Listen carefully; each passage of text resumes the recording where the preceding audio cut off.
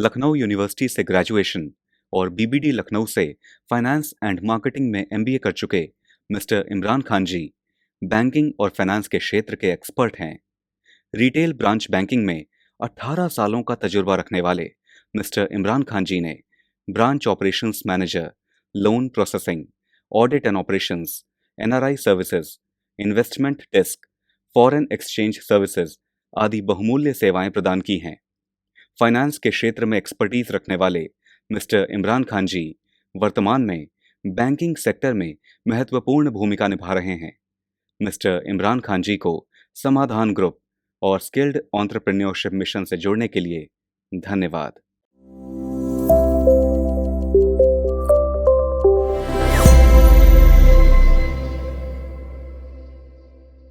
सभी व्यूअर्स का एक बार फिर से मैं स्वागत करता हूं। आज के इस टॉपिक में जो डिस्कशन हम करने जा रहे हैं वो बहुत ही एक मैं कह सकता हूं कि एक अपने आप में एक बहुत बड़ी इंडस्ट्री है और कहीं न कहीं एक ग्रामीण क्षेत्रों में एक बहुत बड़ा इसका योगदान है, वहाँ की अर्थव्यवस्था से संबंधित है। तो जिस स्कीम के बारे में हम बात कर रहे हैं, जिस जिस इंडस्ट्री से संबंधित ये स्कीम है, वो है coir industry technology upgradation scheme. Technology upgradation के से संबंधित जो हमारी स्कीम्स हैं, उस विषय में हम बात करेंगे कि कैसे इंडस्ट्री को बढ़ावा देने के लिए उसके उत्पादों को, उनकी क्वालिटी को बढ़ावा देना, उनकी प्राइसेस को कम करना और वो कैसे हमारे जो ग्रामीण क्षेत्रों के या हमारे देश के जो ऐसे उद्योग हैं, जो विश्व के बाज़ारों में, जो ग्लोबल मार्केट्स में अपनी पहचान सिर्फ़ इस वजह से खो देते हैं क्योंकि वो या तो नई टेक्नोलॉजी के साथ बनाए नहीं गए होते हैं या फिर उनका जो प्राइस होता है वो इतना ज़्यादा हो जाता है कि वो ग्लोबल मार्केट्स में कंपटीशन नहीं फेस कर पाते हैं। तो इसी उद्देश्य के साथ भारत सरकार द्वारा ख़ास तौर पे कॉयर इंडस्ट्री को अपग्रेड करने के लिए, वहाँ की जो टेक्नोलॉजी है उसको अपग्रेड करने के लिए ये स्कीम जो है लागू की गई, जिसको बोलते हैं coir industry technology upgradation scheme. इसके बारे में समझने की कोशिश करते हैं कि क्या है ये स्कीम, थोड़ा-सा इसके इंट्रोडक्शन की बात करते हैं। तो जो इस स्कीम का जो संचालन है वो कॉयर बोर्ड के माध्यम से होता है। कॉयर बोर्ड जो कि एक स्टैट्यूटरी बॉडी की तरह काम करती है, जिसको गवर्नमेंट ऑफ इंडिया ने एस्टैब्लिश करा सिर्फ़ और सिर्फ़ कॉयर इंडस्ट्री को बढ़ावा देने के लिए, उसको जो है मॉनिटर करने के लिए और उसकी ज़रूरतों को पूरा करने के लिए, कॉयर इंडस्ट्री को सपोर्ट करने के लिए। कॉयर इंडस्ट्री का ये जो बोर्ड है वो भारत सरकार द्वारा जो कॉयर इंडस्ट्री एक्ट 1953 है, सेक्शन नंबर 45 ऑफ 1953, उसके तहत इस बोर्ड को स्थापित किया गया, एस्टैब्लिश किया गया भारत सरकार द्वारा। इस बोर्ड का उद्देश्य, जैसे मैंने बताया कि जो उद्देश्य है कॉयर बोर्ड का, वो है ओवरऑल डेवलपमेंट इस इंडस्ट्री का। ओवरऑल डेवलपमेंट में क्या बातें आ सकती हैं, क्या चीज़ें हैं, क्या ज़रूरतें हैं। सबसे पहली चीज़ जो किसी भी इंडस्ट्री के लिए जो मुख्यतः ज़रूरत होती है, जिसमें सरकार द्वारा उसको कहीं न कहीं बहुत सपोर्ट चाहिए होता है, वो होता है रिसर्च से संबंधित या जो जो इस तरह का जो डेवलपमेंट है, रिसर्च एंड डेवलपमेंट है, उससे संबंधित जो सपोर्ट, जो सिस्टम, जो मैकेनिज़्म चाहिए। इसी के साथ जो उसका जो मॉडर्नाइज़ेशन होता है, ख़ास तौर पे जो उनके प्रोडक्ट से संबंधित जो उसकी क्वालिटी का अपग्रेडेशन होता है, जो मॉडर्नाइज़ेशन होता है, उसके लिए सपोर्ट को, उसको ओवरऑल डेवलपमेंट करना, ये इस कॉयर बोर्ड का मुख्यतः काम होता है। मार्केटिंग फैसिलिटीज़ को प्रोवाइड करना, ये एक बहुत अहम कार्य है, जहाँ पे हमने देखा है कि हमारे देश में बहुत सारी इंडस्ट्रीज़ यहाँ पे आके स्ट्रगल करती हैं। उनके पास अपना प्रोडक्ट को बनाने का, उसको उसको कस्टमर के हिसाब से मॉडिफ़ाई करने का, वो सारी चीज़ें अवेलेबल होती हैं, लेकिन खराब मार्केटिंग की वजह से कहीं न कहीं उनके प्रोडक्ट्स फ़ेल हो जाते हैं या उस इंडस्ट्री को उतना जो है वो सपोर्ट नहीं मिल पाता। इस बोर्ड के माध्यम से, कॉयर बोर्ड के माध्यम से वो ये भी सुनिश्चित करता है कि कॉयर इंडस्ट्री को ज़रूरी मार्केटिंग फैसिलिटीज़ प्रोवाइड की जाएँ, ताकि वो ना सिर्फ़ देश में बल्कि विदेशी बाज़ारों में, जो ग्लोबल मार्केट्स हैं, वहाँ पे भी अपने उत्पादों को पहुँचा सकें आसानी के साथ। इसके साथ-साथ ह्यूमन रिसोर्स डेवलपमेंट, जो किसी भी इंडस्ट्री के लिए, किसी भी इकोनॉमी के लिए एक बहुत ही ज़रूरी जो है वो कंपोनेंट होता है। जब तक हमारा ह्यूमन रिसोर्स स्किल्ड नहीं होगा, ट्रेन्ड नहीं होगा, नए ज़माने की टेक्नोलॉजी, नए ज़माने की जो टेक्नीक्स हैं उनसे जो है वो अवेयर नहीं होगा, तब तक उस इंडस्ट्री का या उस अर्थव्यवस्था का ग्रो करना बहुत मुश्किल हो जाएगा। तो कॉयर बोर्ड की एक बहुत बड़ी ज़िम्मेदारी, उसका एम, उसका ऑब्जेक्टिव ये भी होता है कि जो ह्यूमन रिसोर्स इसमें इन्वॉल्व है, जितना भी ह्यूमन रिसोर्स कॉयर इंडस्ट्री से संबंधित है, उसका ओवरऑल डेवलपमेंट हो, स्किल से संबंधित हो, उनकी इनकम से संबंधित हो, उनको ज़रूरी ट्रेनिंग मुहैया कराई जाए, उनको ज़रूरी मार्केटिंग फैसिलिटीज़ प्रोवाइड की जाएँ, उनको रॉ मटेरियल की सप्लाई और इस तरह की जितनी भी ज़रूरत है, वो प्रोवाइड की जाए। इसी तरह जब ह्यूमन रिसोर्स की बात आती है तो वहाँ पे बहुत ज़रूरी होता है कि जो लोग इसमें संबंधित इसमें कार्य कर रहे हैं, चाहे वो लेबर से संबंधित हों, चाहे वो यूनिट ऑपरेशंस से संबंधित हों, उनकी क्वालिटी ऑफ लाइफ़ को इम्प्रूव करना, ख़ास तौर पे जो ग्रामीण क्षेत्रों में हैं, ऐसे ऐसे ग्रामीण क्षेत्र के निवासी जो कॉयर इंडस्ट्री से संबंधित हैं, जिनकी आय का ज़रिया सिर्फ़ और सिर्फ़ कॉयर इंडस्ट्री है, उनकी क्वालिटी ऑफ लाइफ़ को और कैसे इम्प्रूव कर सकें, कौन-सी ऐसी उनको स्कीम्स के माध्यम से, ज़रूरी ट्रेनिंग्स के माध्यम से कोई नई यूनिट सेटअप करना चाहता है, उसकी हेल्प करके वहाँ पे उसके उस ऐसे ग्रामीण क्षेत्रों में वहाँ की अर्थव्यवस्था को मजबूत करना, वहाँ एक पूरा इस तरह का इकोसिस्टम क्रिएट करना, ताकि वहाँ के रहने वाले, वहाँ उस इंडस्ट्री से जुड़े हुए लोगों की जो क्वालिटी ऑफ लाइफ़ है, उसको बेहतर किया जा सके और वो जब इस इंडस्ट्री में आएँ, तो कहीं न कहीं उनको एक सपोर्ट मैकेनिज़्म मिल जाए, सरकार द्वारा जो है उनको एक सपोर्ट मिल सके और वो इस इंडस्ट्री में आगे बढ़ सकें। समझते हैं इस स्कीम के बारे में, जो the coir industry technology upgradation scheme है, इसको शॉर्ट फॉर्म में साइटस कह सकते हैं। ये कॉयर विकास योजना के अंतर्गत इसको लॉन्च किया गया भारत सरकार द्वारा। इस स्कीम के माध्यम से जो कॉयर बोर्ड है, वो एक तरह से जो सब्सिडी का जो अमाउंट होता है, जो जो भारत सरकार द्वारा दी जाती है, जो इक्विपमेंट या इंफ्रास्ट्रक्चर फैसिलिटीज़ क्रिएट करने के लिए,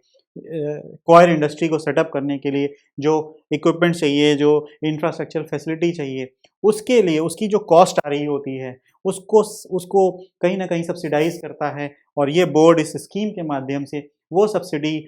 कॉयर इंडस्ट्री को ये मुहैया कराता है। इस स्कीम के माध्यम से उस इंडस्ट्री को सब्सिडी का अमाउंट जो है वो प्रोवाइड किया जाता है।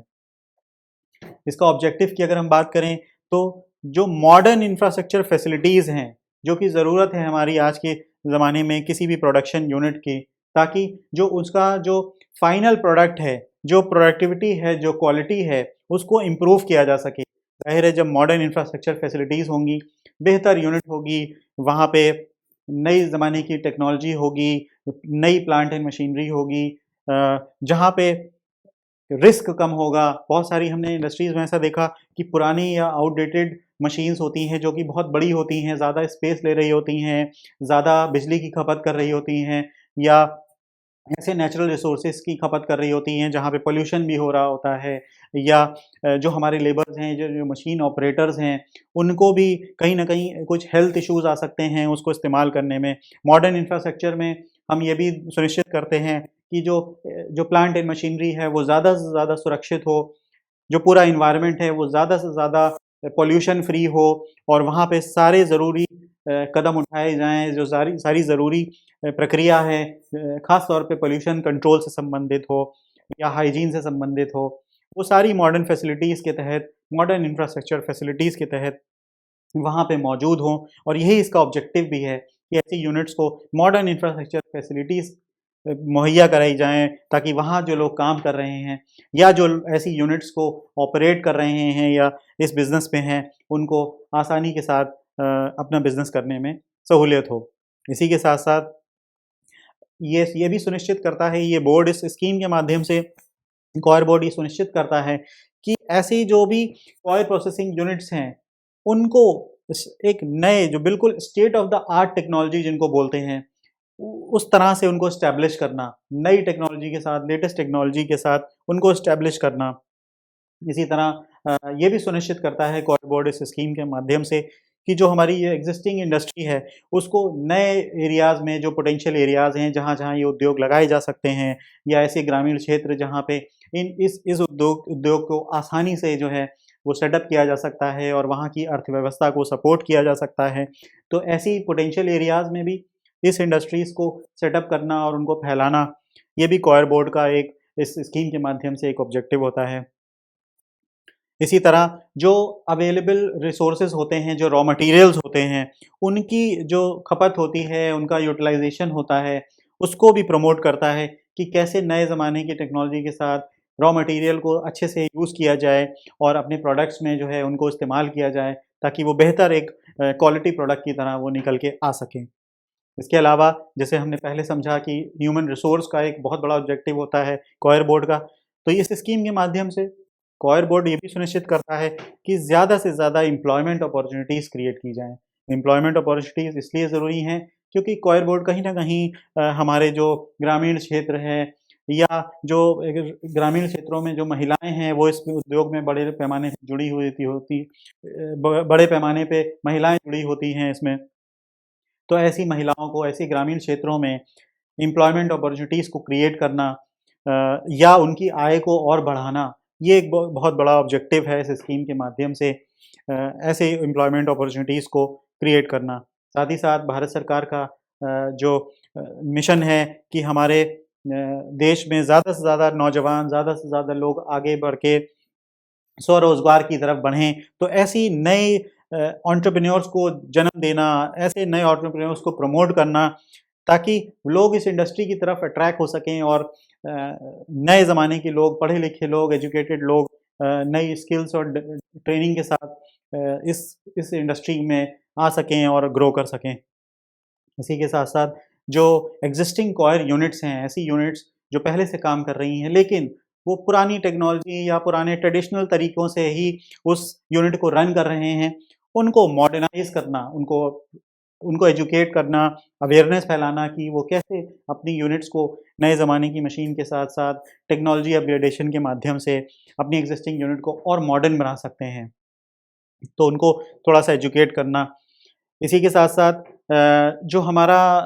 डेवलपमेंट और इंस्टॉलेशन का काम होता है, स्पेशली जो आईटी रिलेटेड होता है, इंफॉर्मेशन टेक्नोलॉजी का इस्तेमाल होता है, उसको प्रमोट करना। इंफॉर्मेशन टेक्नोलॉजी से जो ईआरपी मैकेनिज़्म होता है, एंटरप्राइज़ रिसोर्स प्लानिंग जो होता है, वो बहुत मजबूत होता है और उससे पूरी यूनिट को रन करना और पूरी यूनिट को ऑपरेट करना और कंट्रोल करना बहुत आसान हो जाता है।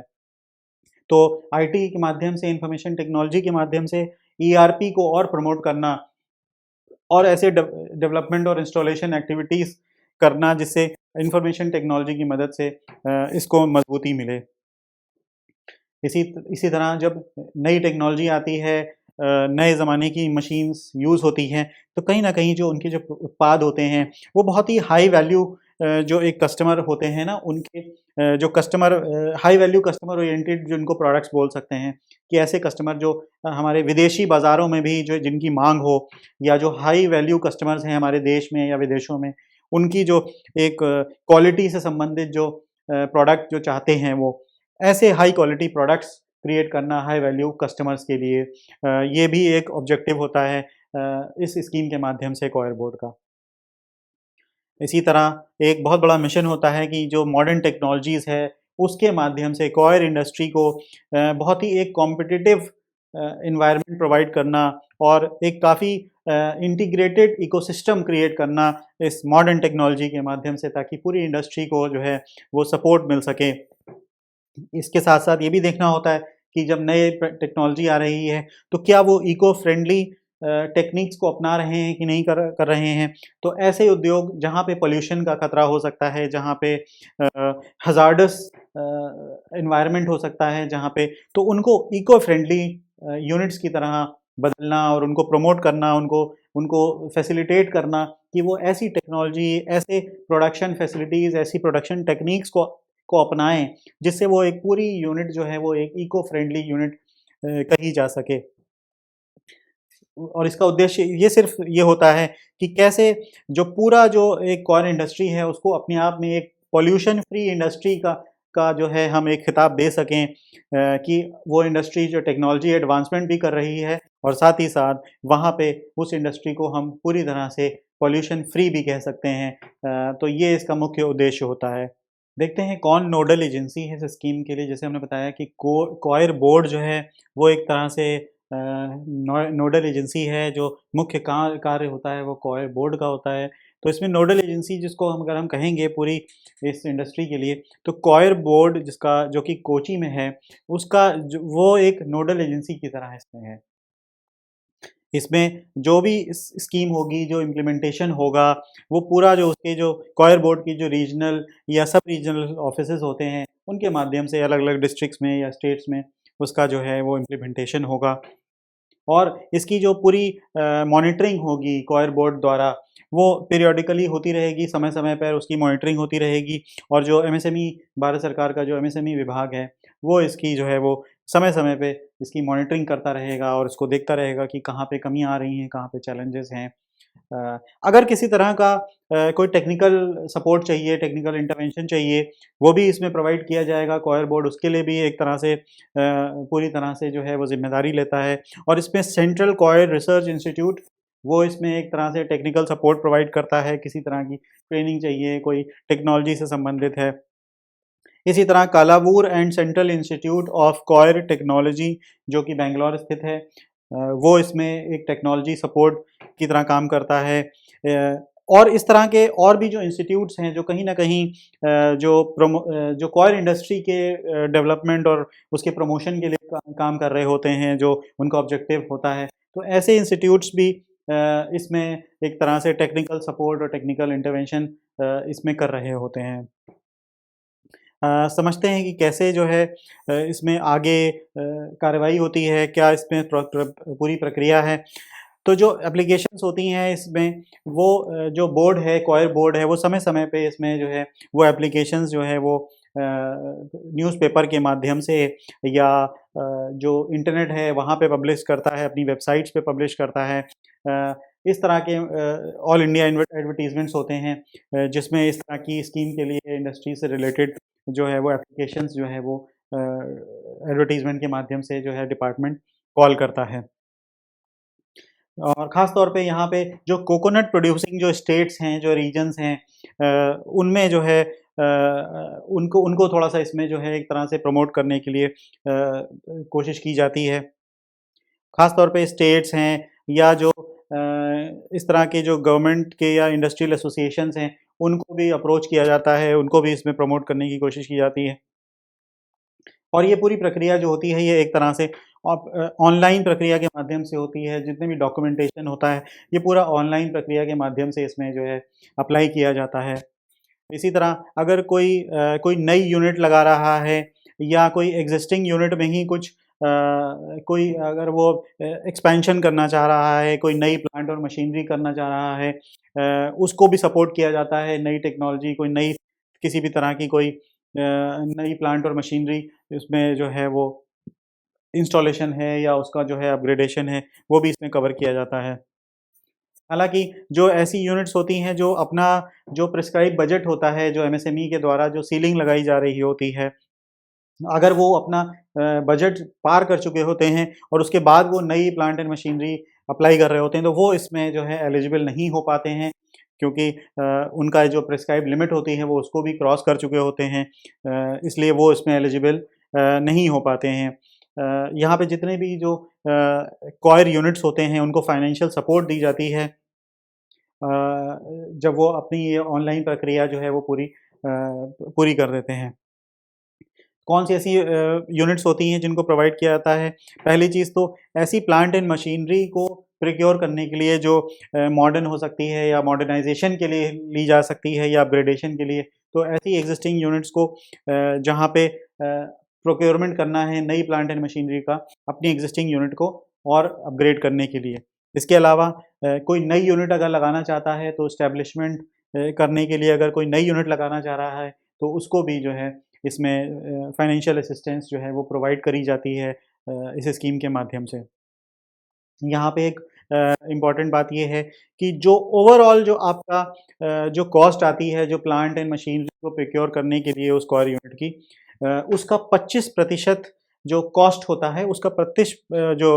ओवरऑल कॉस्ट का 25% ही जो है वो इसमें एलिजिबल होता है फाइनेंशियल असिस्टेंस के लिए। तो ये 25% जो अमाउंट है, ये थोड़ा ध्यान रखने वाला है। हालाँकि इसमें जो अपर सीलिंग है, इस उद्योग के लिए, इस पर यूनिट ये प्रोजेक्ट के लिए जो अपर सीलिंग है, वो 2.5 करोड़ रुपए पर यूनिट या पर प्रोजेक्ट के हिसाब से जो होता है वो सीलिंग इसमें रखा गया है पर यूनिट के लिए।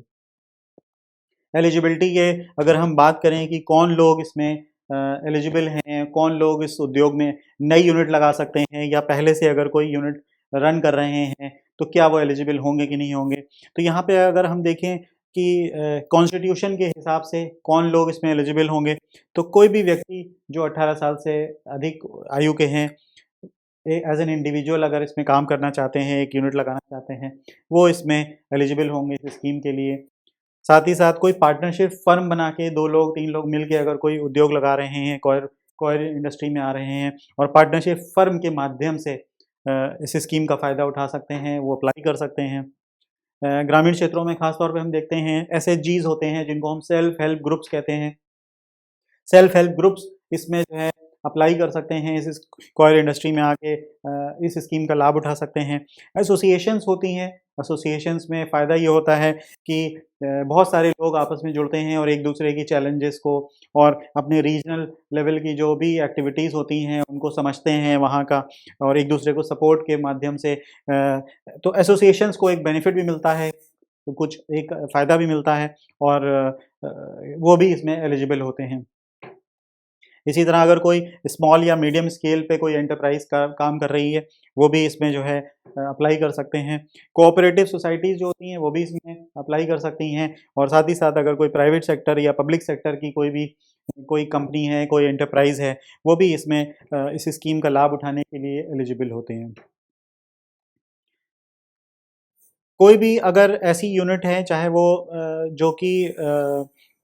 नई यूनिट की कैटेगरी में आती है, न्यूली एस्टैब्लिश की कैटेगरी में आती है, चाहे वो प्रोडक्शन से संबंधित हो या प्रोसेसिंग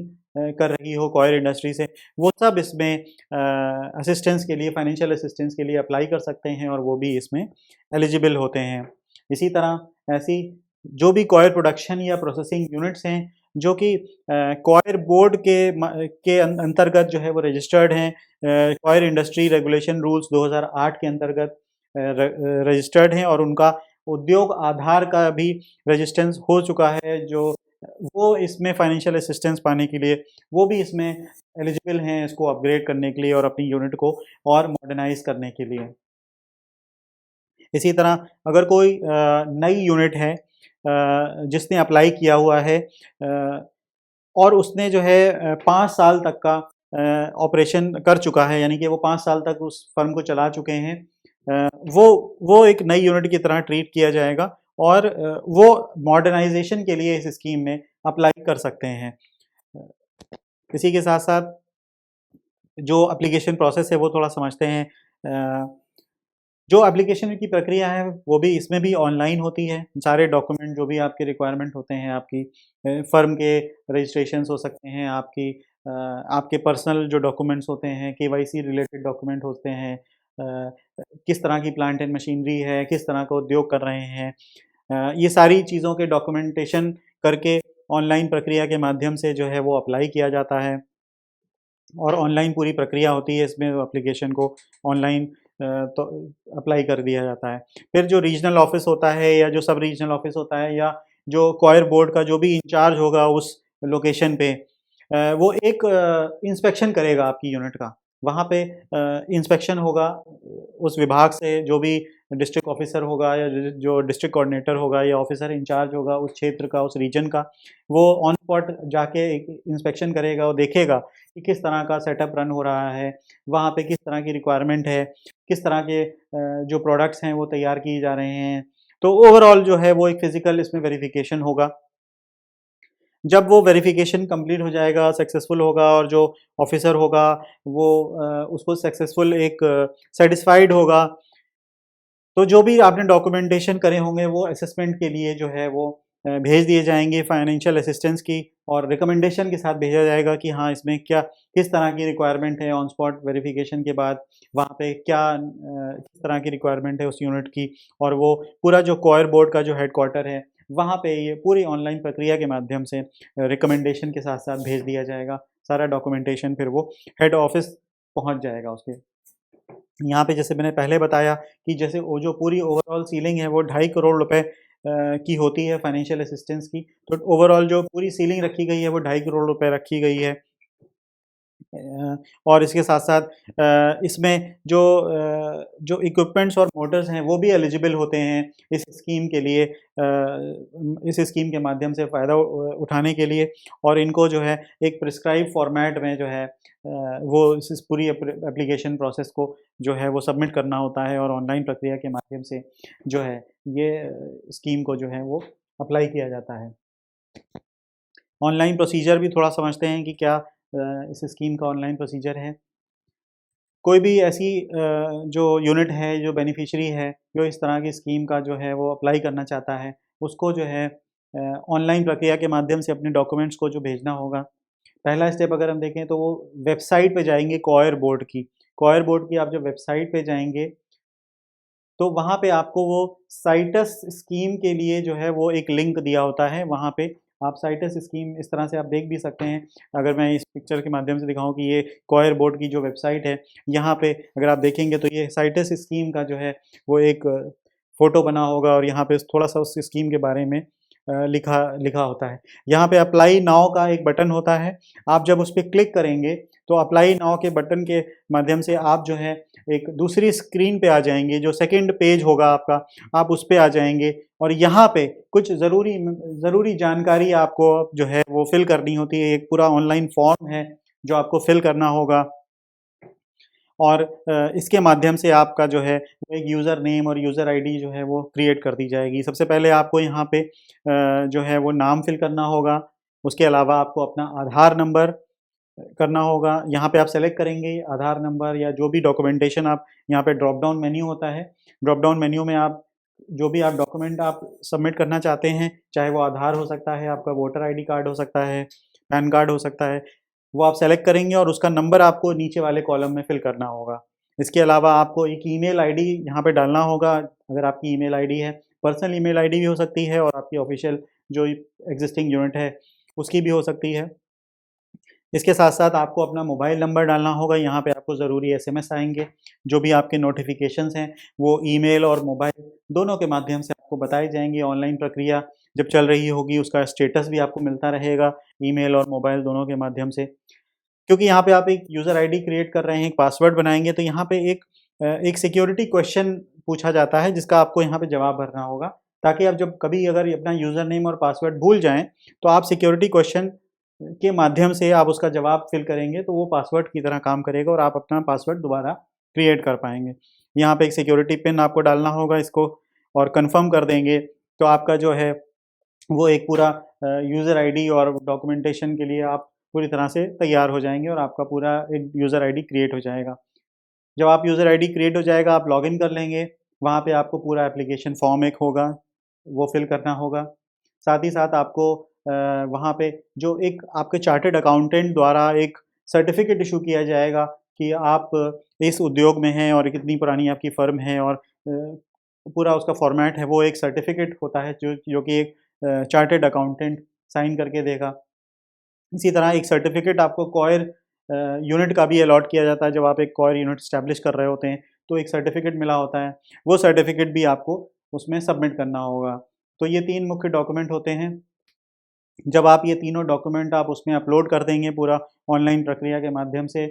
आप अपनी एप्लीकेशन को सबमिट करेंगे, तो जो कॉयर बोर्ड होगा, वहाँ पे जो ऑफ़िसर होंगे वो आपकी यूनिट का इंस्पेक्शन करेंगे, आपके डॉक्यूमेंटेशन को वेरीफ़ाई करेंगे, और जो भी आपका अमाउंट बन रहा होगा, इंसेंटिव का जो भी वैल्यू बन रही होगी विदिन द गाइडलाइंस, वो फिर उसके लिए वो सैंक्शन अथॉरिटी को भेज देंगे। उसके बाद जो भी फाइनल कम्युनिकेशन होगा, वो एक्सेप्टेंस भी हो सकता है, वो रिजेक्शन भी हो सकता है, लेकिन इसके लिए जो समय सीमा निर्धारित की गई है, वो 15 दिनों की रखी गई है। 15 दिनों के भीतर-भीतर आपको सूचना दे दी जाएगी कि अगर कोई भी रिजेक्शन हुआ है किसी भी कारणवश, अ, वो उस आपको जो है वो ईमेल के माध्यम से आपको पूरा जो है नोटिस आ जाएगा, बता दिया जाएगा कि किस वजह से, क्या रीज़न है कि आपकी जो एप्लीकेशन है वो रिजेक्ट कर दी गई है, और इसकी समय सीमा जो है वो 15 दिन की रखी गई। तो 15 दिनों के भीतर आपको अगर कोई रिजेक्शन होता है, तो आपको नोटिफ़िकेशन आ जाएगा, और अगर आपका अमाउंट फाइनलाइज़ होता है, आपको इंसेंटिव का, तो उसका भी आपको कम्युनिकेशन भेज दिया जाएगा। तो जैसे हमने देखा कि इस स्कीम के माध्यम से कॉयर इंडस्ट्री में जो लोग जुड़े हुए हैं, वो इस स्कीम का लाभ उठा सकते हैं और अपनी यूनिट को टेक्नोलॉजी के द्वारा अपग्रेड कर सकते हैं और अपने उत्पादों की जो क्वालिटी है, जो प्राइस है, उनको बेहतर कर सकते हैं। थोड़े से ज़रूरी इंस्ट्रक्शंस मैं बताना चाहूँगा साथ ही साथ, जो कहीं न कहीं आपको ध्यान में रखने हैं इस पूरी प्रक्रिया को, इस पूरी स्कीम को अप्लाई करते समय। पहली चीज़ तो ये कि जो जितना भी आपका एसेट्स होगा, जो प्लांट एंड मशीनरी होगा, वो आप जब स्कीम का आपने अप्लाई कर दिया होगा और आप उससे कोई फाइनेंशियल असिस्टेंस ले चुके हैं किसी भी बैंक से, आप कभी कहीं और भी अपने प्लांट एंड मशीनरी को मॉर्टगेज नहीं कर सकते। ये पहला ज़रूरी इंस्ट्रक्शन होगा। यानी कि अगर जो आप स्कीम का फ़ायदा उठा रहे हैं, भारत सरकार की इस स्कीम का आप टेक्नोलॉजी एडवांसमेंट आप कर रहे हैं, लेकिन साथ ही साथ आप किसी और लोन के लिए या किसी और स्कीम के लिए आप अपनी उस प्लांट, मशीनरी या यूनिट को आप मॉर्टगेज नहीं कर सकते। तो ये ज़रूरी बात ध्यान रखने वाली है। इसके अलावा कोई भी ऐसी कॉयर यूनिट जिसने फाइनेंशियल असिस्टेंस प्राप्त किया है, तो फाइनेंशियल असिस्टेंस प्राप्त करने के 7 सालों तक वो कोई भी अपना जो भी उनका आइटम्स हैं उस प्लांट एंड मशीनरी में, उस यूनिट में, वो डिस्पोज़ ऑफ नहीं करेंगे। ये एक ज़रूरी इसमें जो है वो ध्यान रखने वाली बात है कि इस स्कीम के माध्यम से आपने जो भी प्लांट एंड मशीनरी या जो भी आइटम्स आपने प्रोक्योर करे हैं उस स्कीम से, आप अगले 7 वर्षों तक उसको डिस्पोज़ नहीं कर सकते। अगर बोर्ड ने ये कुछ इस तरह की कोई कमी पाता है, वो ऑडिट के दौरान या इंस्पेक्शन के दौरान, तो जो बोर्ड होगा वो पूरी तरह से सक्षम होगा कि आपके यूनिट के अगेंस्ट जो है वो लीगल कार्रवाई कर सके और जो भी रिकवरी है वो यूनिट से जो है वो रिकवर किया जा सके पूरा लीगल प्रक्रिया के माध्यम से। साथ ही साथ अगर कोई भी इस तरह का डिस्प्यूट होता है, कोई भी लिटिगेशन होता है, तो जो चेयरमैन कॉयर बोर्ड होंगे, उनका जो निर्णय होगा वो इसमें जो है वो सबसे ज़्यादा माना जाएगा, वही उनका डिसीजन जो है वो इसमें फाइनल माना जाएगा। तो कहीं न कहीं ये अपने आप में एक काफ़ी अच्छी स्कीम है। जितने भी कॉयर बोर्ड से संबंधित लोग हैं, जो इस इंडस्ट्री में काम कर रहे हैं या इस इंडस्ट्री में आना चाहते हैं, वो बिल्कुल इस स्कीम के माध्यम से अपनी मॉडर्न टेक्नोलॉजी को अडॉप्ट करते हुए इस इंडस्ट्री में आ सकते हैं और अपनी एग्जिस्टिंग यूनिट को भी आगे बढ़ा सकते हैं और अपने प्रोडक्ट्स को मॉडर्न कर सकते हैं और अपने प्रोडक्ट्स को सिर्फ देश में नहीं बल्कि विदेशों तक पहुंचा सकते हैं। मैं उम्मीद करता हूं इस सेशन के माध्यम से आपको इस स्कीम के बारे में काफ़ी जानकारी, महत्वपूर्ण जानकारी आपको मिली होगी। उम्मीद करता हूँ आज के सेशन में आप स्पेशली जो हमारे micro and small enterprises units के जो ऐसे एंटरप्रेन्योर्स हैं जो माइक्रो और स्मॉल एंटरप्राइजेस रन कर रहे हैं, उनके लिए ये कहीं न कहीं बहुत ही इन्फॉर्मेटिव सेशन होने वाला है। क्योंकि आज जो हम जो टॉपिक लेकर आए हैं वो कहीं न कहीं आज के समय, आज की रफ़्तार और जिस हिसाब से जो प्रोडक्ट इनोवेशन हो रहा है, चीज़ों में जल्दी से बदलाव आ रहा है, ख़ास तौर पे टेक्नोलॉजी में जो बदलाव आ रहा है तेज़ी के साथ, उसको सपोर्ट करने के लिए आज का सेशन जो है वो रिकॉर्ड किया जा रहा है। आज के सेशन के लिए जो हम टॉपिक जिस पे डिस्कस करेंगे वो है credit linked capital subsidy scheme for technology upgradation. Technology upgradation की जब बात आती है, जब हम टेक्नोलॉजी अपग्रेडेशन से संबंधित बात करते हैं कि क्या है टेक्नोलॉजी अपग्रेडेशन। अक्सर हम लोग बात करते हैं कि चाइना, जापान या इस तरह की जो कंट्रीज़ हैं, वो हमसे बहुत ज़्यादा तरक्की कर चुके हैं और उनके जो प्रोडक्ट्स होते हैं, वो बहुत ज़्यादा एडवांस होते हैं, उनके पास लेटेस्ट टेक्नोलॉजीज़ होती हैं और कहीं न कहीं ग्लोबल मार्केट में विश्व भर के जो जो बाज़ार हैं, उनमें कहीं न कहीं उनके उत्पाद, उनके प्रोडक्ट मार्केट में ज़्यादा नज़र आते हैं और उनकी एक ज़्यादा वैल्यू दिखती है हमें। क्या वजह है कि हमारे उद्योग, हमारे जो उत्पाद हैं, वो उनको उनके साथ कम्पीट नहीं कर पाते हैं। कहीं न कहीं ख़ास तौर पे अगर मैन्युफैक्चरिंग क्षेत्र की बात करें या काफ़ी हद तक सेवा क्षेत्रों में भी टेक्नोलॉजी का एक बहुत बड़ा योगदान है। उसी विषय पे आज हम बात करेंगे कि कैसे टेक्नोलॉजी अपग्रेडेशन क्या रोल प्ले करता है, ख़ास तौर पे हमारे जो एमएसएमई सेक्टर है, वहाँ पे टेक्नोलॉजी अपग्रेडेशन और टेक्नोलॉजी का अपने आप में क्या रोल है, थोड़ा-सा उसको समझेंगे। सरकार द्वारा क्या स्कीम चलाई जा रही है, इन उद्योगों को टेक्नोलॉजी एडवांसमेंट करने के लिए, टेक्नोलॉजी को अपग्रेड करने के लिए। इसी विषय में आज हम बात करेंगे। तो पहले समझते हैं कि क्या वजह है इस स्कीम की। तो जैसा हम सब जानते हैं कि एक बहुत बड़ी जो जनसंख्या है जो माइक्रो और स्मॉल यूनिट की कैटेगरी में आता है, वो कहीं न कहीं मैन्युफैक्चरिंग के क्षेत्र में या कुछ ऐसे उत्पाद बना रहे हैं, जहाँ पे बहुत ही ट्रेडिशनल तरीके से वो आज भी काम कर रहे हैं। ऐसी प्लांट और मशीनरी का इस्तेमाल कर रहे हैं, जो बहुत ही कह सकते हैं कि ट्रेडिशनल तरीके से चला रहे हैं या पुरानी हो चुकी है, और उसी मॉडल को, उसी प्लांट एंड मशीनरी के साथ-साथ वो आज भी उन्हीं उत्पादों का जो है वो निर्माण कर रहे हैं। अगर हम आज के संदर्भ में देखें, तो जो टेक्नोलॉजी है आज के इस समय में, वो कहीं न कहीं उस पुरानी टेक्नोलॉजी को हम आउटडेटेड कह सकते हैं कि वो आज के समय में फिट नहीं हो रही है। लेकिन फिर भी हमारे जो माइक्रो और स्मॉल एंटरप्राइज़ेज़ हैं, वो मजबूर हैं, या कह सकते हैं कि उन्होंने अभी तक आज के ज़माने की या नए ज़माने की जो टेक्नोलॉजी है, उसको अपनाया नहीं है, और पुरानी जो आउटडेटेड टेक्नोलॉजी है, उसके साथ वो आज भी अपने व्यवसाय को चला रहे हैं। ये एक बहुत बड़ी पॉपुलेशन है, और ये कहीं न कहीं हमारे जो देश की इकॉनमी है, उस पे भी असर डालती है। क्या वजह है कि हमारे जो ज़्यादातर माइक्रो और स्मॉल एंटरप्राइज़ेज़ जो लोग रन कर रहे हैं,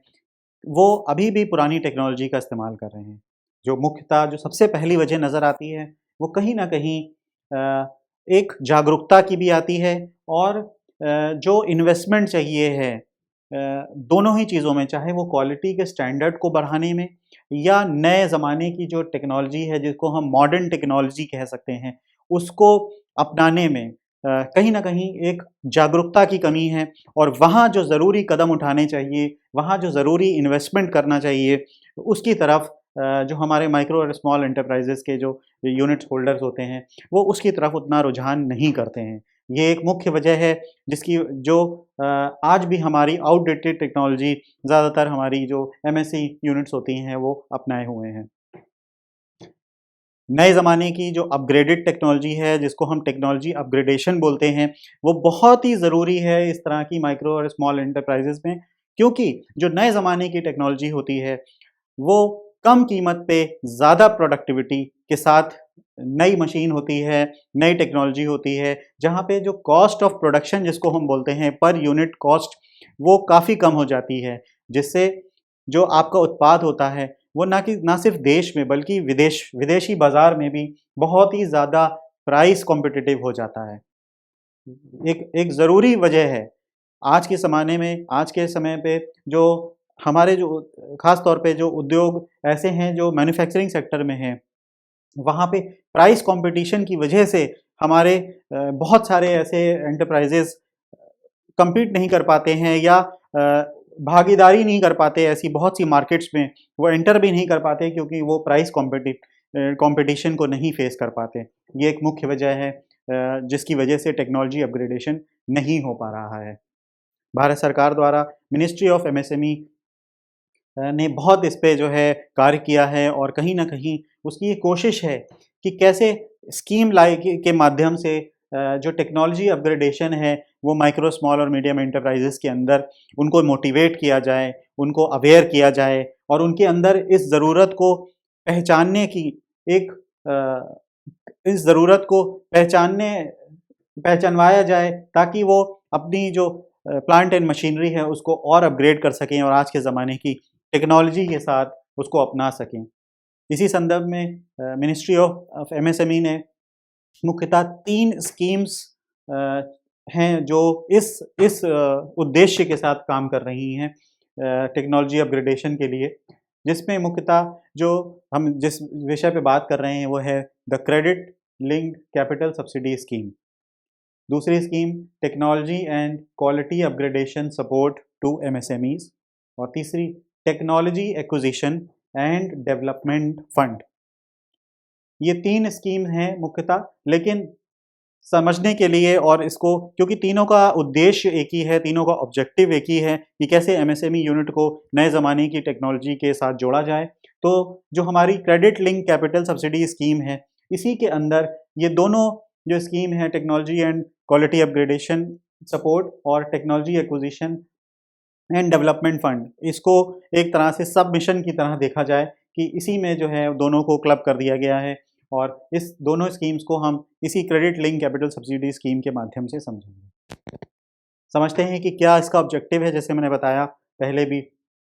कि हमारा जो उद्देश्य है, जो सरकार का उद्देश्य है कि हमारी जो मैन्युफैक्चरिंग सेक्टर है, जो एमएसएमई यूनिट्स हैं, उनको टेक्नोलॉजी अपग्रेडेशन प्रोवाइड करना। ज़ाहिर है उस टेक्नोलॉजी अपग्रेडेशन के लिए कैपिटल की ज़रूरत होती है, फाइनेंस की ज़रूरत है। उस कैपिटल को, उस फाइनेंस की सुविधा को पहुँचाने के लिए, उन तक पहुँचाने के लिए ये इस स्कीम को लॉन्च किया गया, इस स्कीम को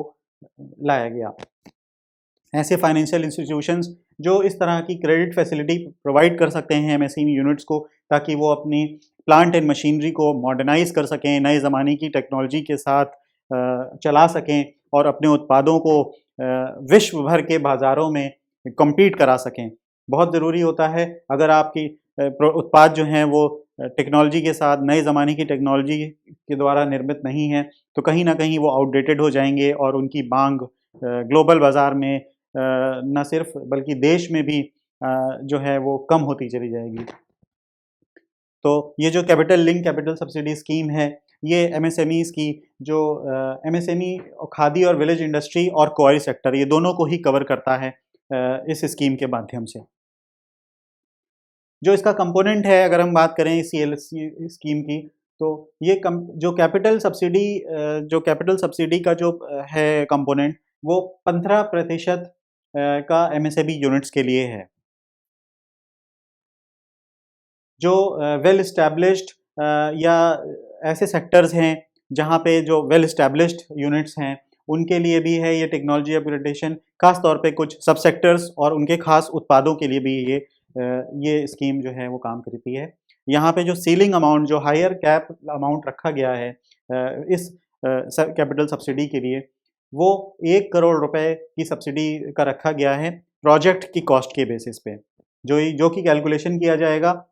जो एक्चुअल कॉस्ट आएगी प्लांट एंड मशीनरी को परचेज़ करने की, या उसमें जो टेक्नोलॉजी अपग्रेडेशन है उसको लगाने की जो एक्चुअल कॉस्ट आएगी, उसके हिसाब से परसेंटेज निकाला जाएगा, जिसका जो हाईएस्ट कैपिटल है, जो सीलिंग है, वो 1 करोड़ रुपए है। इसी संदर्भ में आगे समझते हैं कि कौन सी कॉस्ट इस स्कीम के माध्यम से एलिजिबल है इस सब्सिडी के लिए, कि प्लांट और मशीनरी में ऐसी कौन सी कॉस्ट आती हैं जो इस स्कीम के लिए, जो सब्सिडी है उसके लिए एलिजिबल है। तो जैसे कि प्लांट एंड मशीनरी में हमें बहुत सारी चीज़ों की ज़रूरत पड़ती है, जैसे टूल्स हो गए, डाइज़ हो गए, मोल्ड्स हैं, स्पेयर पार्ट्स हैं, जो कि मेंटेनेंस के लिए भी रिक्वायर होते हैं, और कहीं न कहीं जो कुछ कंज्यूमेबल्स होते हैं उनकी भी एक कॉस्ट होती है। कंज्यूमेबल्स में बहुत सारी चीज़ें ऐसी हो सकती हैं, जैसे कुछ ऑयल्स हैं जो आपकी रेगुलर मशीन्स में यूज़ होने हैं, वो कंज्यूम हो जाते हैं, फिर उनकी रिक्वायरमेंट होती है। तो इसी तरह के कुछ कंज्यूमेबल्स हो सकते हैं। वो सब की कॉस्ट जो है वो आपकी प्लांट एंड मशीनरी की जो कॉस्ट है उसमें इंक्लूड होता है और सब्सिडी के लिए एलिजिबल होता है। इसी तरह अगर कोई नई आप प्लांट एंड मशीनरी इंस्टॉल करा रहे हैं, तो उसकी इंस्टॉलेशन की जो कॉस्ट आ रही है वो भी इसमें इंक्लूड होती है। कोई यूनिट है जो रिसर्च और डेवलपमेंट इक्विपमेंट्स ला रही है, ख़ास तौर पे वो पोल्यूशन कंट्रोल से संबंधित भी हो सकते हैं, उनकी कॉस्ट इसमें होती है। इसी तरह जो जनरेशन सेट्स होते हैं या ट्रांसफार्मर जो इंस्टॉल कराए जाते हैं इलेक्ट्रिसिटी बोर्ड द्वारा या उनकी रेगुलेशंस के द्वारा, उनकी जो कॉस्ट आती है वो भी इस सब्सिडी स्कीम के लिए एलिजिबल होते हैं। इसी तरह ऐसी कोई भी मशीनरी का जो इंस्टॉलेशन हो रहा है या उसका प्रोक्योरमेंट हो रहा है, जैसे कि उसमें केबल्स हो सकते हैं, वायरिंग केबल्स हो सकते हैं, बस बार हो सकती हैं, इलेक्ट्रिकल कंट्रोल पैनल्स हो सकते हैं। इस तरह के जो इलेक्ट्रिकल हेवी इक्विपमेंट्स होते हैं, वो उनका प्रोक्योरमेंट या उनका इंस्टॉलेशन, उसकी जो कॉस्ट आती है वो भी एलिजिबल होता है सब्सिडी के लिए, और प्लांट एंड मशीनरी के अंदर उसको भी, उसकी कॉस्ट को भी इंक्लूड किया जाता है। इसी तरह ट्रांसपोर्टेशन के जो चार्जेस होते हैं, जिसमें टैक्स और एक्साइज़ ड्यूटी को नहीं काउंट किया जाता है, लेकिन उसके अलावा जो ट्रांसपोर्टेशन का जो चार्ज होता है वो भी इस स्कीम के माध्यम से सब्सिडी की कॉस्ट पे जो है वो इंक्लूड किया जाता है। साथ ही साथ जो भी ऐसे चार्जेस पे किए जाएँ किसी भी यूनिट द्वारा, जिसमें प्लांट एंड मशीनरी को खड़ा करने के लिए जो नो हाउ चाहिए, जो नॉलेज चाहिए, जो ट्रेनिंग मटेरियल चाहिए, वो सारी जो कॉस्ट आती है वो भी इसमें इंक्लूड की जाती है। इसी तरह अगर कोई फायर फाइटिंग इक्विपमेंट्स इंस्टॉल कराने हैं या फायर फाइटिंग सिस्टम लगाना है, उसके लिए कुछ कॉस्ट आ रही है, तो वो कॉस्ट भी एक एलिजिबल कॉस्ट की तरह देखी जाती है इस स्कीम में सब्सिडी के पर्पज से।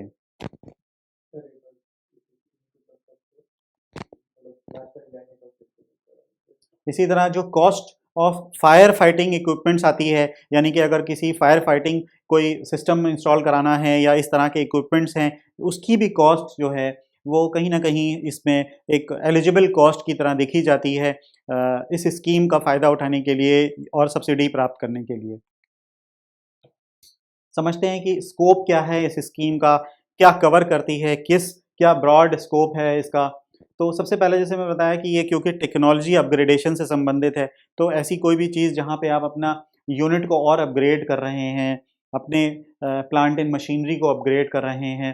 तो वो उसको ये बढ़ावा देता है। तो कहीं न कहीं जो एक्जिस्टिंग हमारे जो यूनिट्स हैं, जहाँ पे एक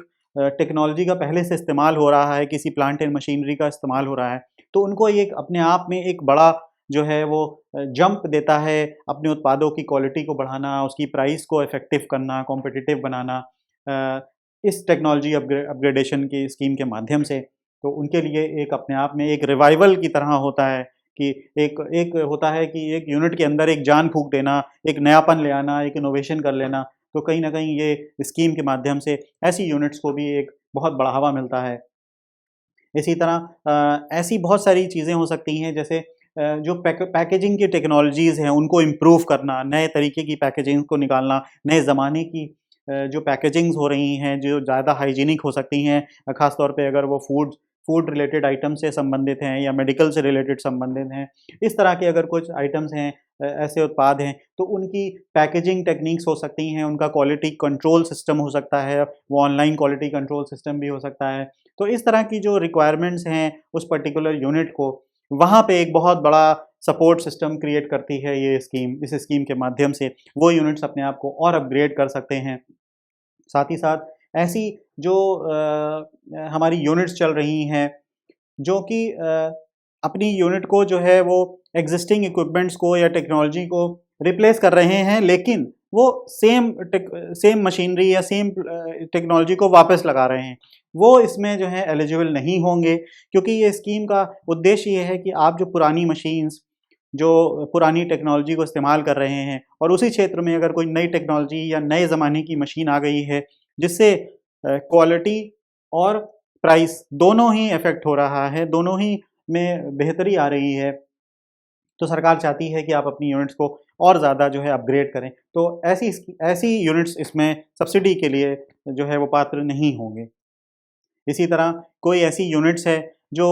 सेकंड हैंड मशीनरी लगाना चाह रहा है, वो भी इस स्कीम में जो है वो एलिजिबल नहीं होंगे, क्योंकि सरकार हमेशा ये चाहेगी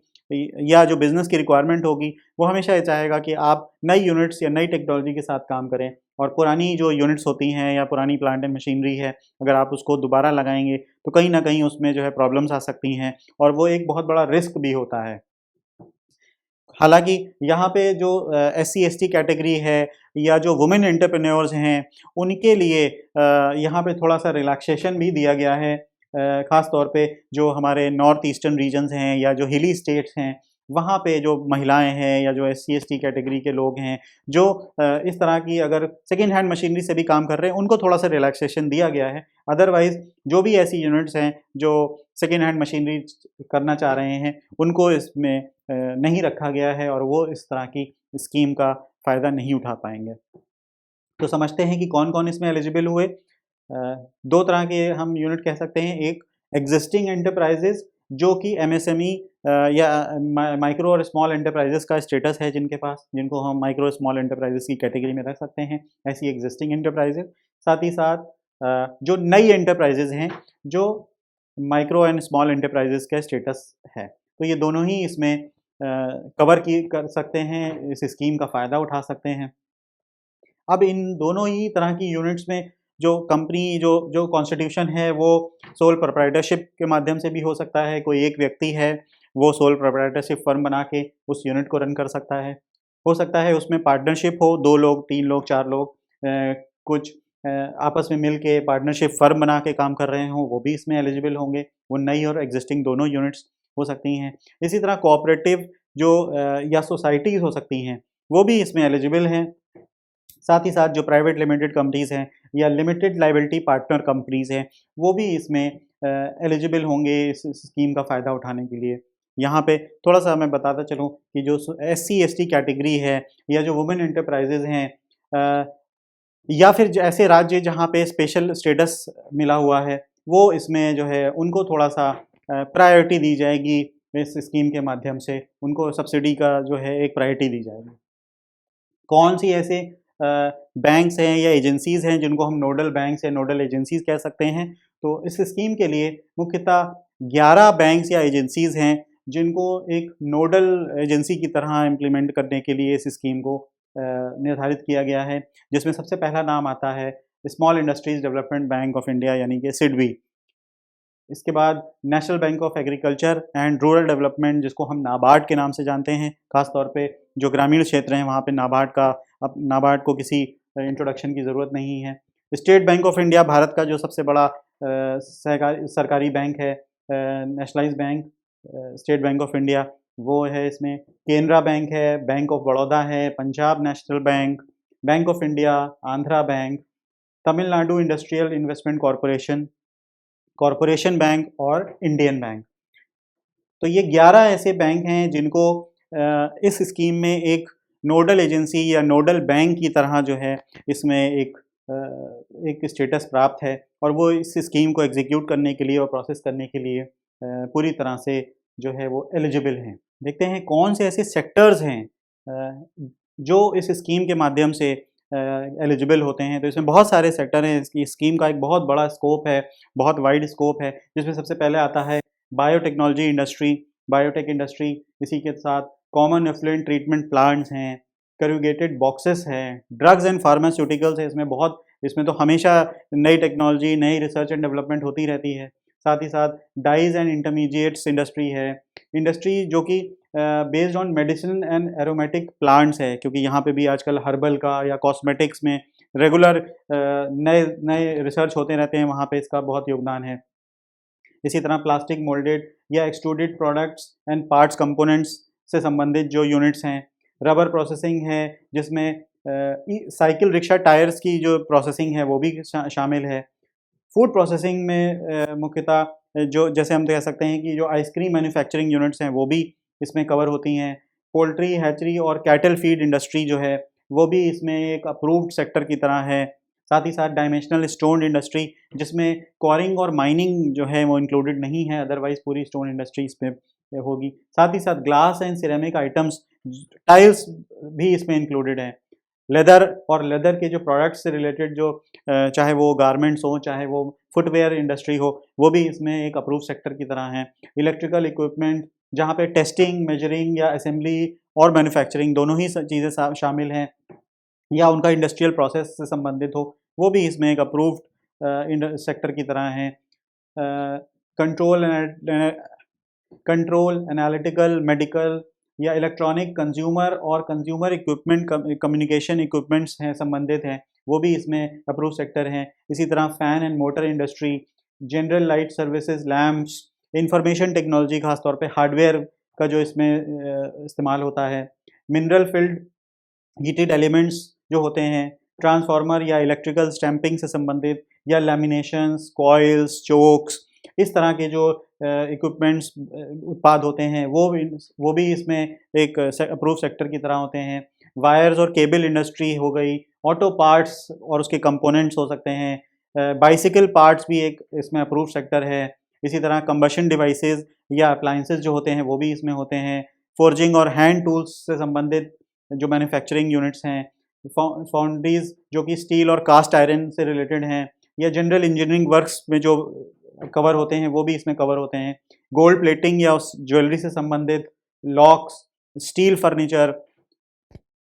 टॉयज़, खिलौनों की अपने आप में एक बहुत बड़ी इंडस्ट्री है। Non ferrous foundry, sports goods, बहुत ही स्पोर्ट्स में बहुत ज़्यादा जो है इंडस्ट्री ग्रो कर रही है। कॉस्मेटिक्स अपने आप में बहुत ग्रो कर रहा है। रेडीमेड गारमेंट्स हैं, वुडन फर्नीचर है, मिनरल वाटर बॉटल है, पेंट्स है, वार्निश है, या इस तरह के एल्काइड प्रोडक्ट्स होते हैं।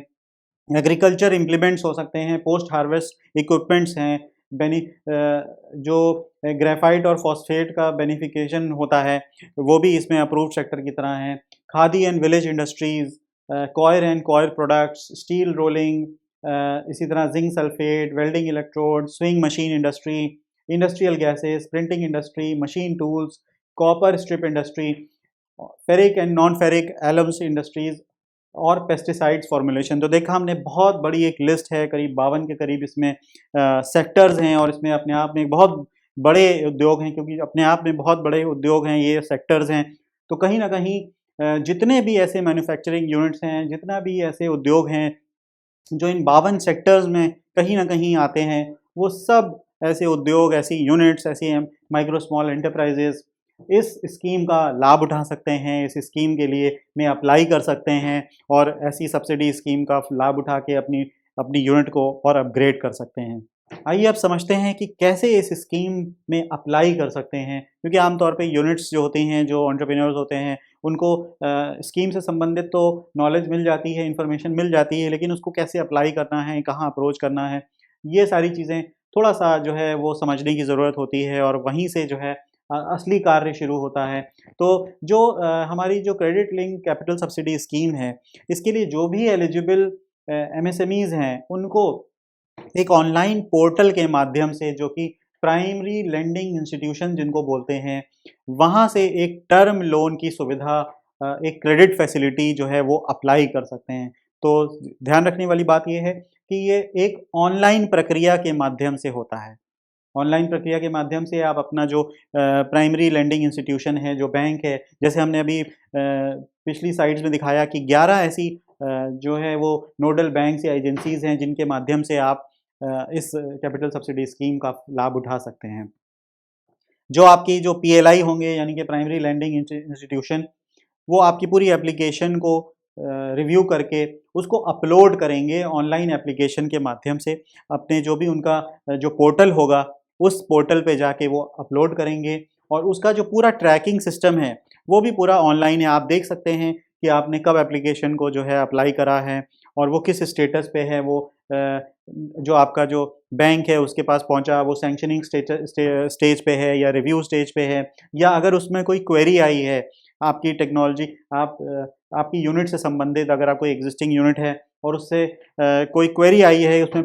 कि कौन सी ऐसी आप टेक्नोलॉजी इस्तेमाल कर रहे हैं, उसके बारे में आपने शायद डिटेल ना लिखी हो, तो वो कुछ क्वेरी कर सकते हैं, या कौन सी आप नई टेक्नोलॉजी अप्लाई करना चाह रहे हैं, अगर कोई क्वेरी है तो वो भी आप ट्रैकिंग सिस्टम के माध्यम से आप देख सकते हैं, पता कर सकते हैं। फिर वो जो नोडल एजेंसी होगी, जो बैंक होगा, वो पूरी आपकी एप्लीकेशन को रिव्यू करने के बाद रिकमेंड कर देगा, और ये प्रक्रिया जो है रिकमेंडेशन की, वो भी ऑनलाइन प्रक्रिया होती है, और ये चला जाता है जो डिस्ट्रिक्ट कोऑर्डिनेटर होते हैं एमएसएमई, उनके पास, वहाँ से रिकमेंड होके उनके पास चला जाता है, और फिर फाइनली जो है जो डिस्ट्रिक्ट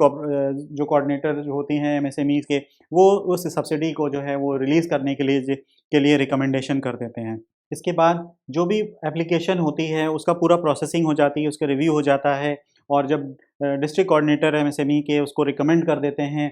तब ये फाइनल अप्रूवल के लिए चली जाती है, और जो भी कॉम्पिटेंट अथॉरिटी होती है उसके अप्रूवल के बेसिस पे, जो कि इंटरनल फाइनेंस विंग का हिस्सा होता है, जो कमिटी होती है वो अप्रूव करती है, और उसकी सहमति के बाद जो भी आपका जो नोडल एजेंसी होती है, यानी कि जो बैंक होता है, या जो एजेंसी हो सकती है, नाबार्ड भी हो सकता है, सिडबी भी हो सकता है, या जो 11 हमने यहाँ बैंक देखे उनमें से कोई हो सकता है, उसके पास ये वापस रिलीज़ कर दिया जाता है वो फंड्स के फॉर्म में। फंड्स जो होते हैं वो वापस जब नोडल एजेंसी के पास आ जाते हैं, जो प्राइम लेंडिंग इंस्टीट्यूशन है उसके पास पहुंच जाते हैं, वहाँ से फिर वो जो भी एमएसएमई होती है, जो एमएसएमई यूनिट होती है, उसके खाते में वो सब्सिडी का अमाउंट जो है वो ट्रांसफ़र कर दिया जाता है। तो देखा हमने कि कैसे पूरा एक ऑनलाइन प्रक्रिया के थ्रू आप सही जागरूकता के साथ, सही इन्फॉर्मेशन के साथ, और सही टेक्नोलॉजी को सेलेक्ट करने के बाद आप इस पूरी ऑनलाइन प्रक्रिया के माध्यम से आप अपनी जो सब्सिडी स्कीम का है जो लाभ उठा सकते हैं, और अपनी जो यूनिट है उसको और बेहतर बना सकते हैं, टेक्नोलॉजी वाइज उसको अपग्रेड कर सकते हैं, जो कहीं ना कहीं आपके उत्पादों में एक नई जान डालेगा, वो उनको ज़्यादा प्राइस कॉम्पिटिटिव बनाएगा, कहीं न कहीं उनकी जो क्वालिटी कंट्रोल है वो बढ़ेगा, आपके उत्पादों की जो परफॉर्मेंस है वो बढ़ेगी, मार्केट में डिमांड बढ़ेगी और कहीं न कहीं ये टेक्नोलॉजी अपग्रेडेशन स्कीम के माध्यम से आप अपनी पूरी यूनिट को फिर से रिवाइव कर सकते हैं, अपनी जो है वो अपनी क्षमता को दुगना तीन गुना कर सकते हैं और कम कॉस्ट के साथ साथ आप बेहतर उत्पाद तैयार कर सकते हैं। तो मैं उम्मीद करता हूँ इस सेशन में आपको टेक्नोलॉजी अपग्रेडेशन स्कीम के लिए जो सही जानकारी है वो आप तक पहुँची होगी और इसके अलावा भी आप और हमसे क्वेरी कर सकते हैं हमारे लाइव सेशन में इस स्कीम से संबंधित आपके कोई सवाल हों वो आप हमसे फेस टू फेस पूछ सकते हैं। हम कोशिश करेंगे कि आपके सारे जो शंकाएँ हैं, जो सवाल हैं, जो क्वेरीज़ हैं, उनका जवाब आप तक पहुँचाया जाए। Thank you.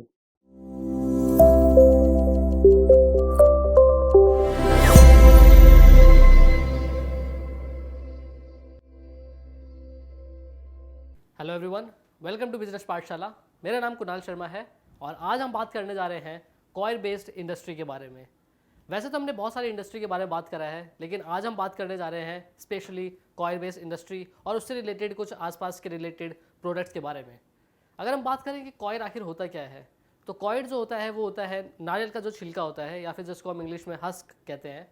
तो जब भी आप नारियल को तोड़ते हैं, उससे पहले आपको पूरा नारियल को छीलना पड़ता है। और जब आप छीलते होंगे तो आपको पता लगता होगा कि उसको निकालने में कितनी मेहनत लगती है, क्योंकि वो उनके जो फाइबर्स होते हैं बहुत टाइट बॉन्ड होते हैं। और इसको हम क्या करते थे कि निकाल के हमने छिलके को कहीं पर रख देते थे या फिर कूड़े में फेंक देते थे। लेकिन इसको अगर हम यूज़ करें, वेस्ट टू वेल्थ में कन्वर्ट करें, तो हम कुछ एक इंडस्ट्री के बारे में टारगेट कर सकते हैं और उससे रिलेटेड कुछ प्रोडक्ट्स के बना सकते हैं।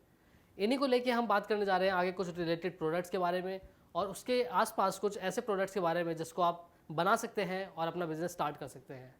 तो सबसे पहले अगर मैं बात करूं कि कॉयर बेस्ड इंडस्ट्री के बारे में आप कौन कौन सी इंडस्ट्री स्टार्ट कर सकते हैं, तो पहला आता है हमारा कॉयर मैट्रेस।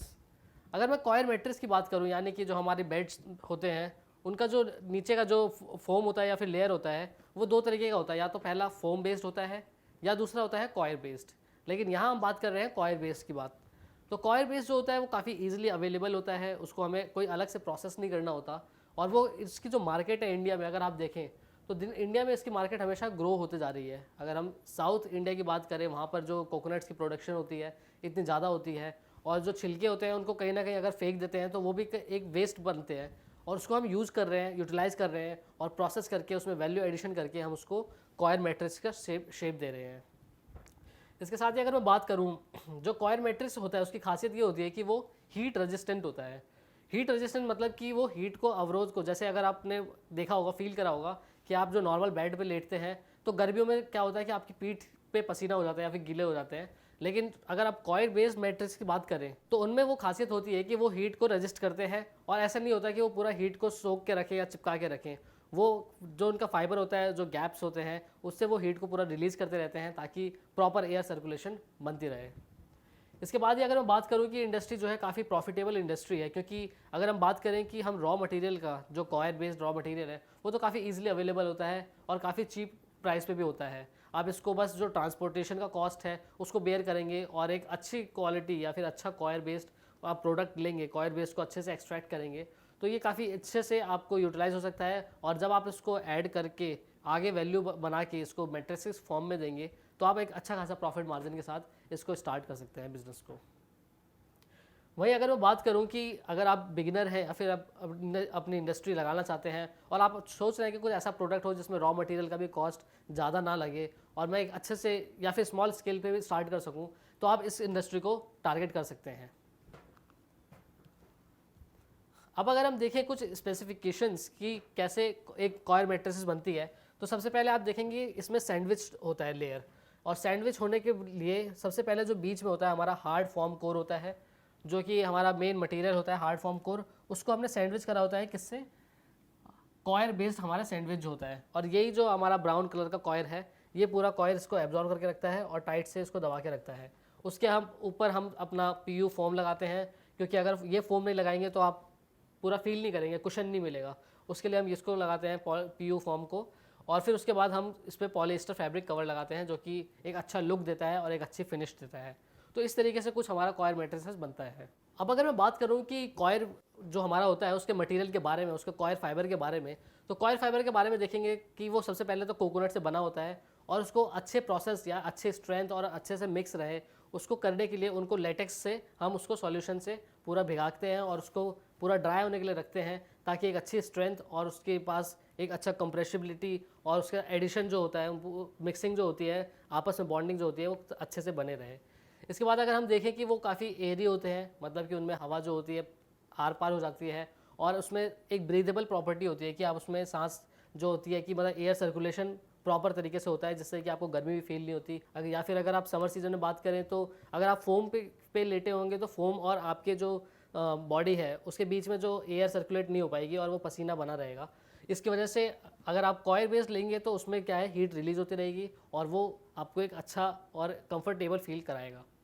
इसके बाद ही हम बात करें इसको सबसे बढ़िया बेनिफिट है एनवायरनमेंट को अगर देखते हुए तो वो ये है कि ये 100% आपका रिसाइकेबल है या फिर हम कहें कि 100% आपको इको फ्रेंडली है क्योंकि नेचर से ही बना है और वैसे ही नेचर में डिकम्पोज हो सकता है। इसके साथ अब मैं बात कर रहा हूँ कुछ बेनिफिट्स के बारे में कि हमारा बेनिफिट्स क्या होगा। तो अगर सबसे पहले बेनिफिट्स देखें तो वो है हमारा इको फ्रेंडली, क्योंकि अगर हम नॉर्मल जो फोम ले रहे हैं या फिर कोई दूसरा मटेरियल ले रहे हैं तो उसको हमने कहीं ना कहीं से एक्सट्रैक्ट करना पड़ता है, फिर नेचर में उसको हम डिस्पोज कर देते हैं। लेकिन ये तो हमने खुद नेचर से उठाया है और काफ़ी अच्छा रहता है और चीप बहुत प्राइस होता है इसका, ईजिली अवेलेबल भी होता है।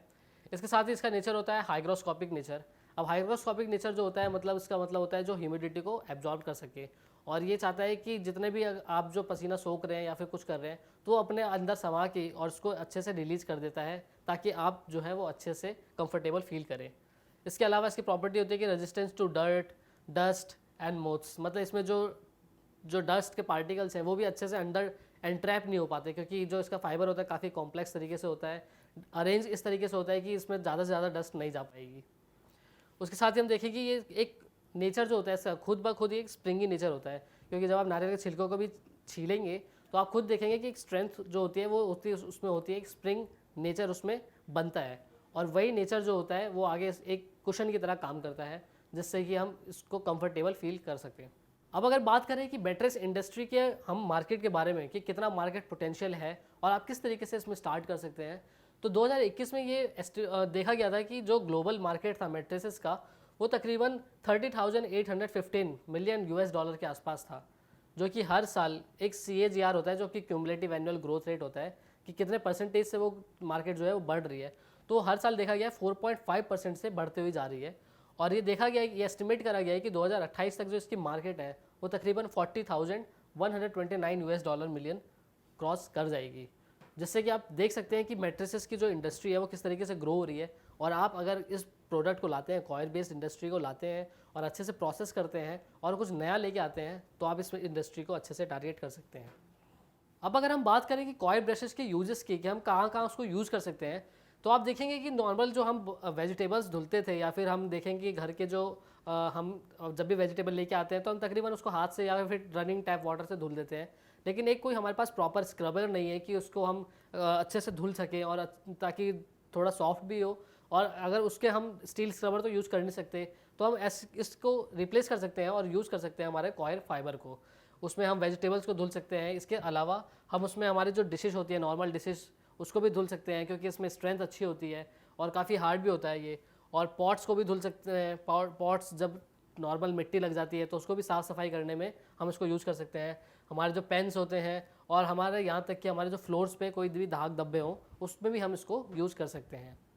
इसके साथ ही अगर हम बात करें कि इसकी एक और प्रॉपर्टी है वो है हाईली ड्यूरेबल और रेजिस्टिंग डिफॉर्मेशन। रेजिस्टिंग डिफॉर्मेशन मतलब कि जैसे आपने बात करा अभी कॉयर का कि वो हम पानी में रखें तब भी वो ऐसा नहीं होता कि मुड़ जाए या फिर बैंड हो जाए। अगर हम आम तौर पे कोई नॉर्मल ब्रश की बात करें तो वो नॉर्मल ब्रश जो होते हैं वो कभी ना कभी स्टार्टिंग में तो अच्छे फॉर्म में रहते हैं, लेकिन जैसे जैसे हम उसको यूज़ करते जाते हैं वो फ्लेक्सिबल होने लगते हैं या फिर टेढ़े मेढ़े हो जाते हैं, जिससे कि उनका जो रबिंग प्रॉपर्टी है वो कम होने लगता है। लेकिन अगर हम कॉयर की बात करें तो वो उसमें भी ऐसे ही रहता है और अपनी जो शेप है उसको मेंटेन करके रखता है। और इसकी खासियत बात और अगर हम देखें तो वो है कि ये रेजिस्टेंस टू वाटर है। अगर रेजिस्टेंस टू वाटर की बात करें तो ऐसा नहीं है कि इसमें अगर हमने पानी में डुबो के रखा तो ये खुद ब खुद पिघल वो हो जाएगा, घुल जाएगा या कुछ इसका नेचर जो है वो ख़राब हो जाएगा, ऐसा कुछ नहीं है। इसमें स्ट्रेंथ बनी रहती है, स्ट्रॉन्गेस्ट फाइबर है और इसके साथ ही रेजिस्टेंस टू वाटर की जो हमारे कैरेक्टरिस्टिक है उसको भी ये प्रोवाइड करता है। इसके साथ ही हम देखें कि इसका सस्टेनेबिलिटी, मतलब कि अगर इसका लाइफ के बारे में बात करें तो काफ़ी स्ट्रॉन्ग होता है, हार्ड होता है, और ये काफ़ी आगे लाइफ तक, इसको ड्यूरेशन तक इसका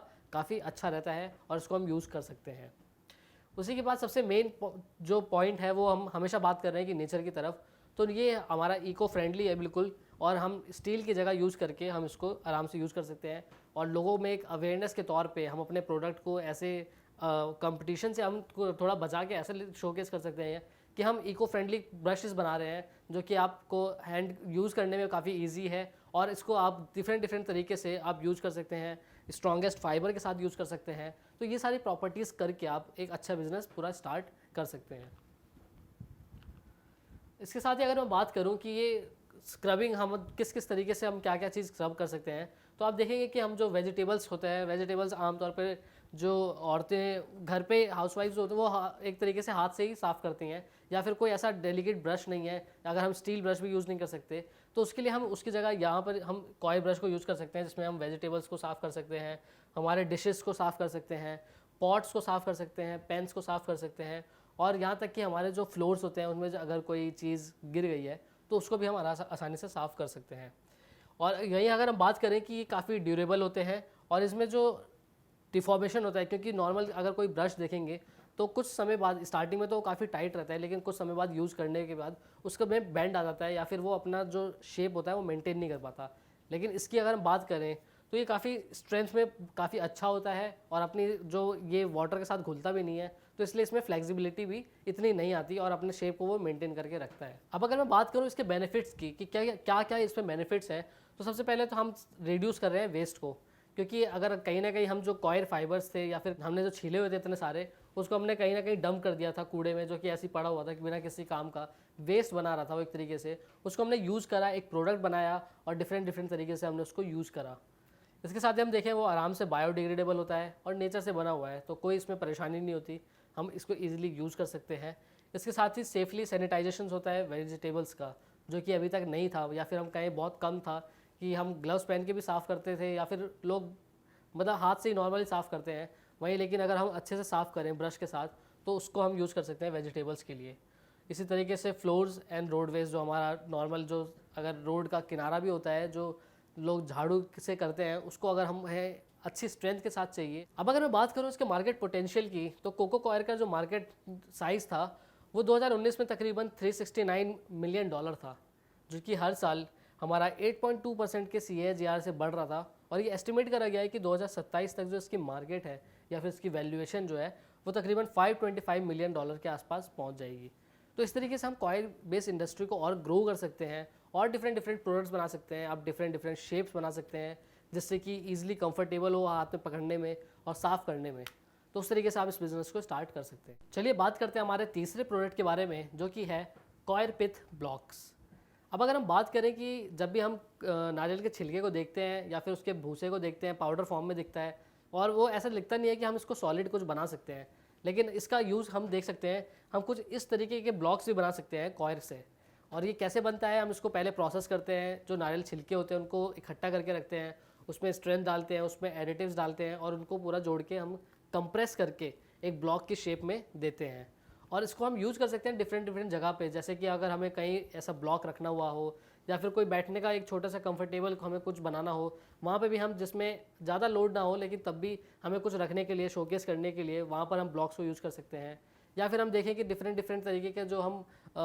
नॉर्मल जो मिट्टी के लिए होता है, या फिर हम उसको कहें कि ब्लॉक्स को कहीं हमें रखना होता है, वहाँ पे भी हम कॉयर पेस्ट ब्लॉक्स को यूज़ कर सकते हैं। और ये है क्या, ये बेसिकली बायोमास का रेजिड्यू है एक तरीके से, जो हमने जनरेट हुआ है कहाँ से, कोकोनट से, और उसको हमने प्रोसेस करके एक ब्लॉक की शेप में फॉर्म करा है। इसकी प्रॉपर्टी होती है कि काफ़ी हल्का होता है। जब भी आप अगर इसको नॉर्मल हम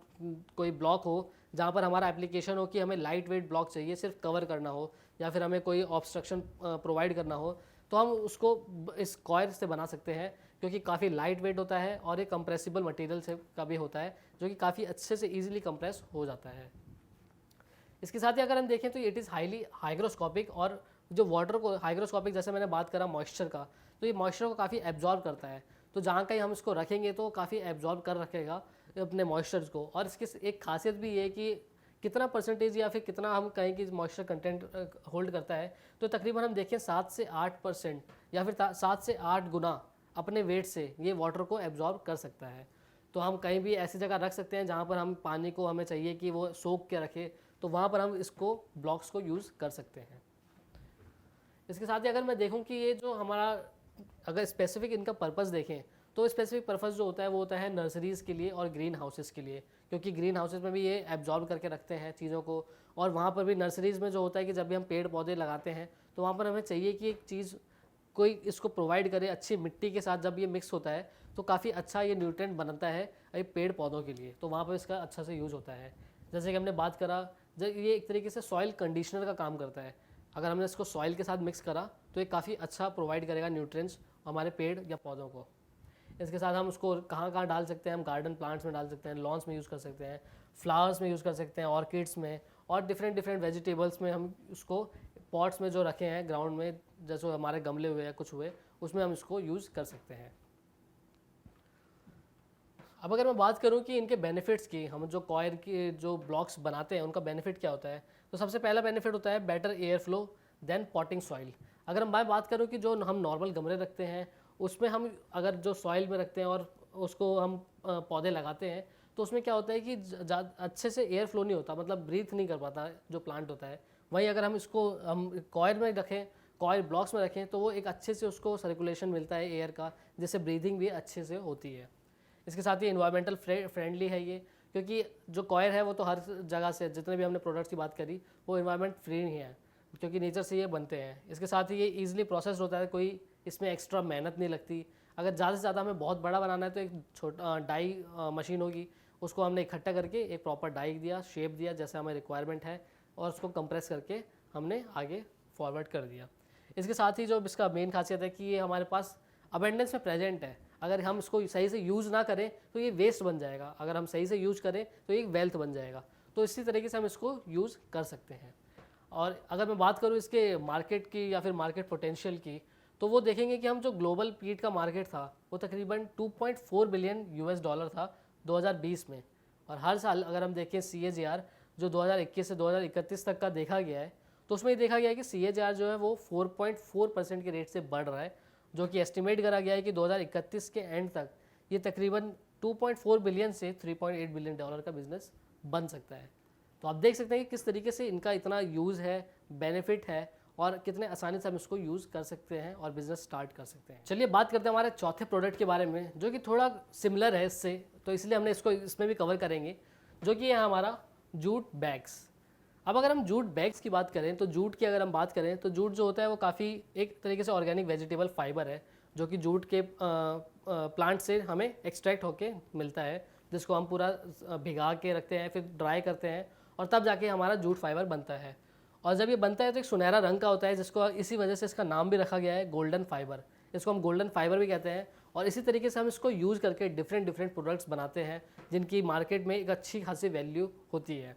उसके साथ ही हम देखें कि जूट बैग्स जो हम बनाते हैं वो काफ़ी ड्यूरेबल होते हैं, काफ़ी उसमें स्ट्रेंथ होती है। उसके साथ साथ हम लाइट वेट भी होते हैं। अगर हम जो नॉर्मल आप देखेंगे, आपके घर में भी बैग्स होंगे, तो आप देखते होंगे कि वो काफ़ी हल्के होते हैं, लेकिन स्ट्रेंथ जो होती है वो काफ़ी अच्छी होती है। और ये एक अच्छी खासियत है किसी भी एक मटेरियल की, जिसमें हमें लाइट वेट चाहिए और एक अच्छी स्ट्रेंथ चाहिए। तो अगर उसको हम देखते हैं जूट बैग्स में,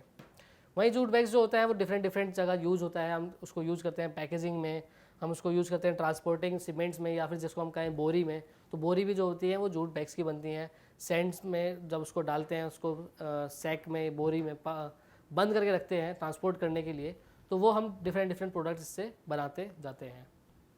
अब अगर मैं बात करूं कुछ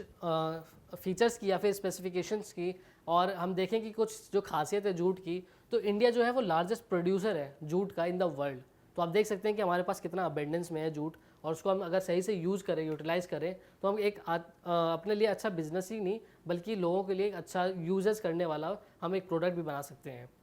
इसके साथ ही जो होता है वो बहुत ही कम एक्सपेंसिव होता है, और ये यहाँ तक कि लेस एक्सपेंसिव देन कॉटन, मतलब कॉटन से भी ये कम एक्सपेंसिव होता है।